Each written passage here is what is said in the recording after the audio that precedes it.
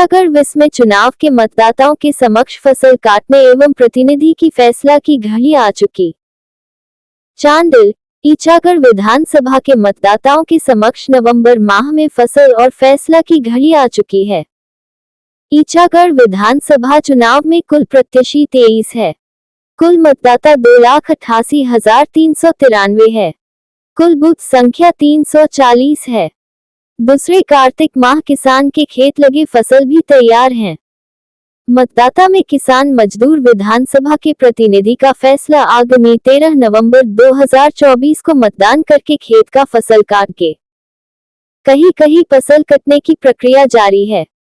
दूसरे प्रचार का प्रथम चरण का मतदान आगामी 13-20 नवंबर 2024 को होगा। ईचागढ़ विधानसभा में 13 नवंबर 2024 को होगा। एक तरफ जिस प्रकार फसल को दीमक लगने फसल नष्ट हो जाता है, चुनाव में नेता से कार्यकर्ताओं तक चुनाव चोला बदलने की सिलसिला जारी, ये चुनाव में राजनीतिक का एक हिस्सा माना जाता है। एक साल खेती को नजर किया गया। 5 खेती में नीति निर्धारण विकास खेती में जुटे मतदाता एवं कार्यकर्ता फैसला के बाद फसल काटाई में जुटेंगे। चुनावी में बागी होने की संभावनाएं की बात सुना जाता है। ईचागढ़ विधानसभा सभा में महागठबंधन और एनडीए प्रत्याशी में टक्कर की बात चौक चौराहों पर सुना जाता है।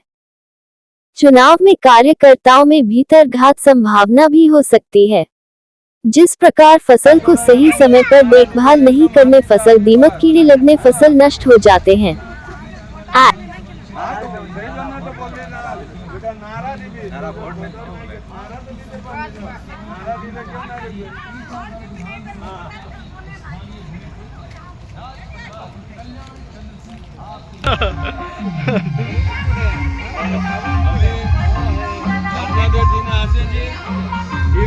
खड़ा हुए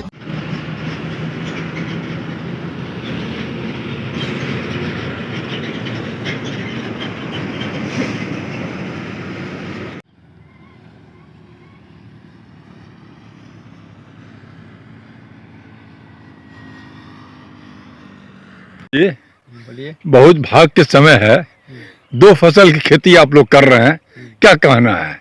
देखिए, अभी तो फसल और फैसला दोनों तैयार है। तैयार हो चुका, फसल भी तैयार हो चुका है और फैसला भी तैयार हो चुका है। फसल हो सकता है 10 दिन बाद कटेगा, लेकिन फैसला कल ही बंद हो जाएगा, खलिहान में चला जाएगा। फैसला का जिस तरह एक किसान खेत को बढ़िया से जोतता है, धान का बीज रोपता है, बढ़िया उत्पादन, जिस तरह खेत का जो है खेत का हिफाजत करता है, उतना ही अच्छा फसल होता है। उसी तरह जो भी राजनीतिक नेता समाज के बीच में आके समाज का सेवा करता होगा, उसी के तरफ जो है ये फैसला जाएगा जनता का।